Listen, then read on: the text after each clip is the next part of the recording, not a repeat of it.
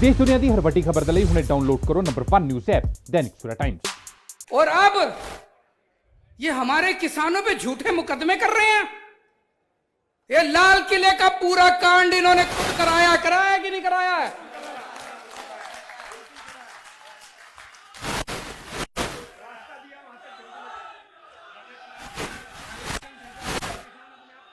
भाई साहब, मैं दिल्ली का मुख्यमंत्री हूं, मेरे पास बहुत लोग आते हैं, उत्तर प्रदेश के लोग भी आते हैं, किसानों के नेता भी आते हैं, पंजाब के लोग भी आते हैं।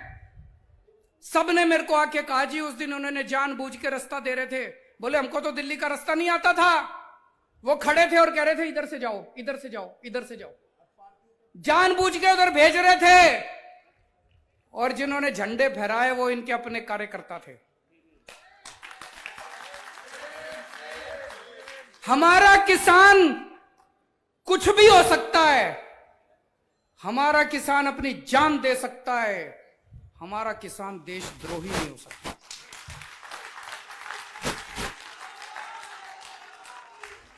आज ये भारतीय जनता पार्टी की केंद्र सरकार हमारे किसानों पे देशद्रोह के मुकदमे चला रही है।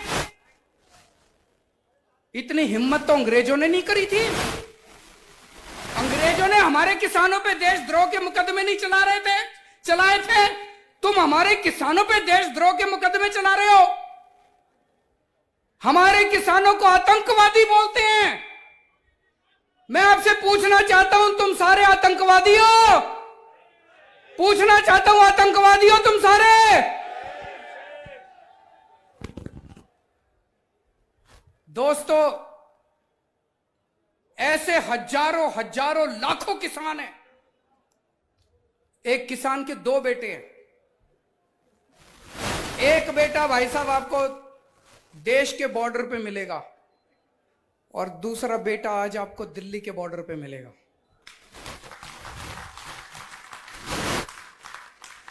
एक बेटा किसान है, दूसरा बेटा जवान है। आज जब हमारे देश के बॉर्डर के ऊपर खड़ा हुआ सैनिक देखता है कि ये भारतीय जनता पार्टी वाले और उनकी केंद्र सरकार दिल्ली के बॉर्डर पे बैठे हुए मेरे भाई को और मेरे बाप को आतंकवादी बोल रही है, तो दोस्तों सोच सकते हो उसके सीने पे कितना उसको दुख होता होगा।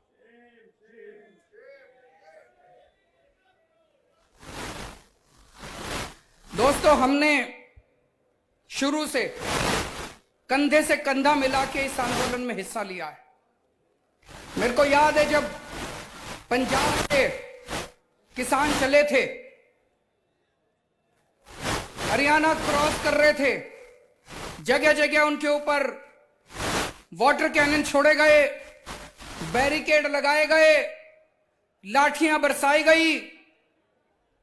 केंद्र सरकार का पूरा प्लान था कि इनको दिल्ली आने से रोको, लेकिन वो भी पूरी बहादुरी के साथ केंद्र सरकार का सामना करते हुए दिल्ली के बॉर्डर पे पहुंच गए।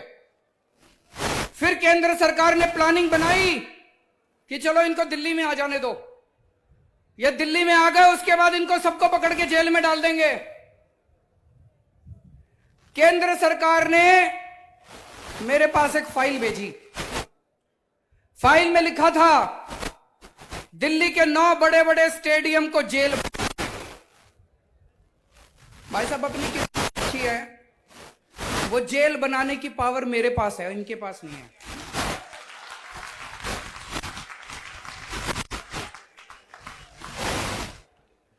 इनको फाइल मेरे पास भेजनी पड़ी, तो इन्होंने फाइल मेरे पास भेजी और उसके भाई साहब जितने फोन पे फोन ये फाइल क्लियर। पहले प्यार से बोले, फिर धमकी दी इन्होंने। हमने फाइल क्लियर नहीं की भाई साहब, इनको जेल नहीं बनाने दिए स्टेडियम।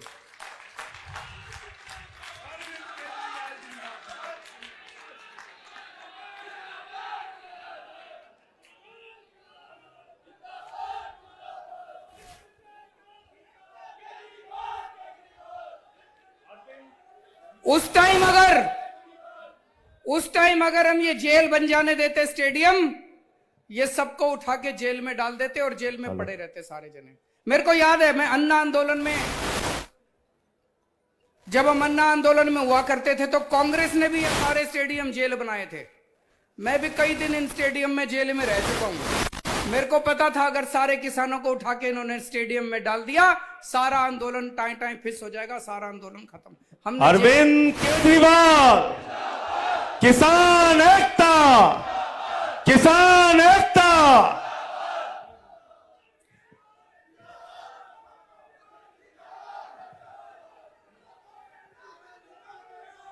किसान एकता, जय जवान, जय जवान। अरविंद केजरीवाल, अरविंद केजरीवाल।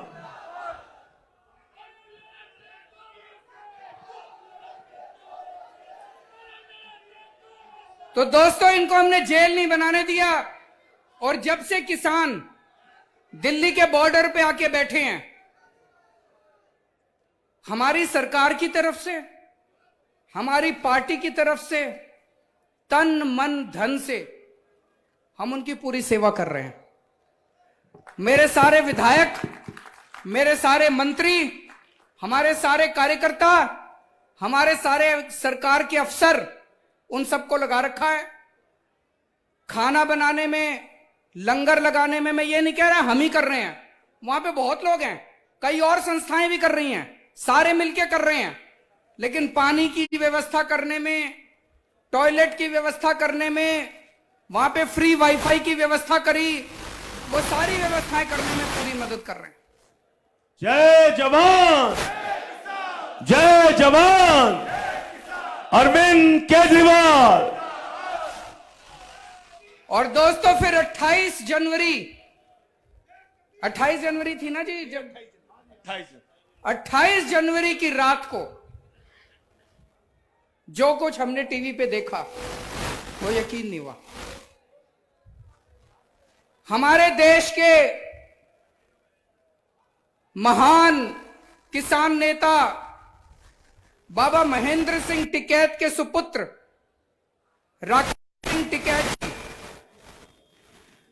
पिछले कितने दिनों से वो गाजीपुर बॉर्डर के ऊपर, दिल्ली के बॉर्डर के ऊपर अपने लिए नहीं कर रहे थे। उनको क्या जरूरत है, भगवान का दिया उनके पास सब कुछ है। वो किसानों के लिए इतने दिनों से अपना शरीर ताप रहे थे, इतना शरीर गला रहे थे, और सरकार ने अपनी पुलिस भेज के, अपने गुंडे भेज के उनके साथ जो व्यवहार किया, उनकी आंखों से आंसू आ गए, वो भावुक हो गए। भाई साहब, ये नहीं देखा गया, ये नहीं देखा गया। मैंने पहले संजय सिंह को बोला, संजय सिंह के ने उनको फोन किया, फिर संजय सिंह जी ने मेरी उनसे बात कराई। मैंने राकेश सिंह जी को एक ही बात बोली, मैंने कहा जी आप बिल्कुल चिंता मत करो, आप ये बताओ आपको क्या चाहिए, हम हैं आपके साथ। जय जवान, जय जवान। अरविंद केजरीवाल, किसान एकता। उन्होंने कहा पानी का इंतजाम करा दो, टॉयलेट का इंतजाम करा दो। हमारे तुरंत विधायकों ने वहां पे पहुंच के रातों रात पानी का, टॉयलेट का, जो जो चीजें उन्होंने कही, उन्होंने इंतजाम करा।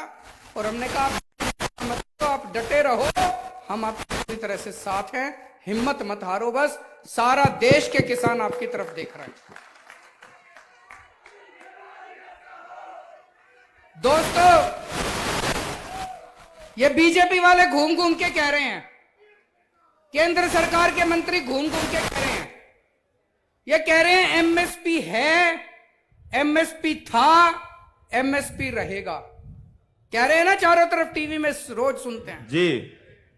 भाई साहब, उत्तर प्रदेश के आज इतने किसान आए हुए हैं, पश्चिमी यूपी के, और इतने बड़े बड़े नेता आए हैं। मैं पूछना चाहता हूं, उत्तर प्रदेश की एक मंडी बता दो जहां पे एमएसपी पे नहीं मिली। एक मंडी बता दो जी भाई साहब, कहीं नहीं मिली। भाई साहब, इतने किसान हैं, जरा हाथ उठा के बता दो सब लोग, बता देना एक मंडी। आज मैं योगी आदित्यनाथ जी से भी पूछना चाहता हूं, भाई साहब, एक मंडी उत्तर प्रदेश की बता दो जिस पे एमएसपी पे धान उठता हो या एमएसपी पे एक भी फसल उठती हो। मैं भी देख के आऊंगा, हम सारे चलेंगे देखने। नहीं उठती। वो मंडी देखने चलेंगे जहां पे एमएसपी पे फसल उठती हो। कि झूठ क्यों बोलते हो तुम? तो अच्छी नीयत वाली सरकार ले आओ, जैसे दिल्ली वालों ने अच्छी नीयत वाली सरकार करी थी। दिल्ली में जैसे बिजली मुफ्त हो गई, यहां पे ट्यूबवेल नहीं, घर की बिजली भी मुफ्त कर देंगे।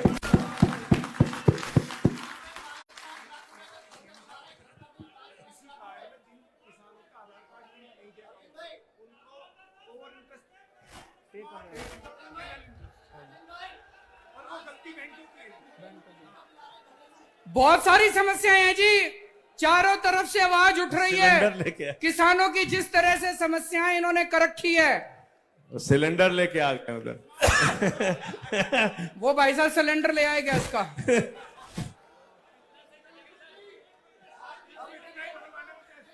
अब घर में इतना ही सिलेंडर आया, इतने पैसे में।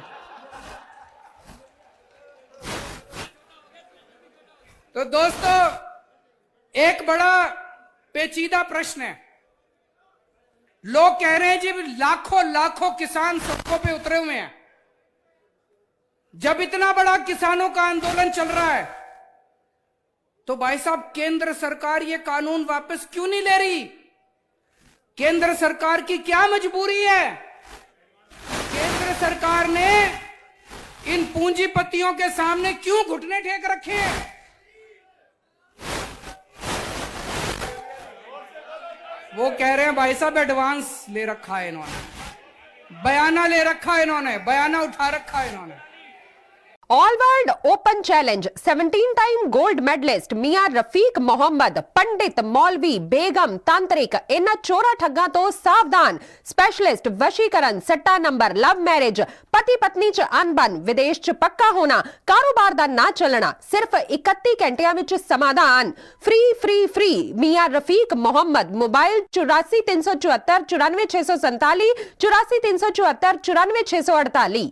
बाबा सुल्तान बंगाली 21 बार गोल्ड मेडलिस्ट। सारियां थावां तो निराश ते मायूस होने वाली एक बार फोन जरूर करो, जिवें चाहोगे उवें होएगा। It's my promise, immediately result, open challenge. इल्मां दे माहिर A to Z समस्यावां दा फोन ते घर बैठे करवाओ हल। वशीकरण ते मुठकरनी, लव मैरिज, सौतन ते दुश्मन तो छुटकारा, पक्का काम पक्का हल। 101% गारंटी स्टाम्प पेपर ते लिख के। सब तो पहला काम करन दा वादा, नौकरी, प्रमोशन, कारोबार च परेशानी, घर च झगड़ा, कोर्ट केस, तलाक, प्रॉपर्टी झगड़ा, पति पत्नी चानबन, जादू टोना, मनमोड़ी वशीकरण करवाओ जा तुड़वाओ, रुस्से नूं मनाना। फोन 95 603 92 450, 95 603 92 451। पंडित राधे शर्मा, चमत्कार हुंदे वेखो अपनी अखां दे सामने। 24 घंटे विच पाओ हर परेशानी दा हल। मुसलमानी, रूहानी ते काले इलम दे बादशाह, मेरे कीते नूं मेरे तो इलावा कोई कट नहीं सकदा। मोड़ी वशीकरण करवाओ, मनचाहा प्यार पाओ, लव मैरिज, सौतन दुश्मन तो छुटकारा, तलाक केस, जमीनी झगड़ा, नौकरी, कारोबार च रुकावट, विदेश यात्रा, लॉटरी तो तुहानूं मिलेगा जां नहीं, सच्चाई जानो। लॉटरी नंबर पाओ 649 होवे जां लोटो मैक्स, तुहाडी हर गल 100% गुप्त रखी जाएगी। प्यार विच धोखा खाए प्रेमी प्रेमिका एक बार जरूर मिलो, मैं तुहाडा प्यार टुटन नहीं देवांगा। मोबाइल 98 768 045 80 85 588 38 617।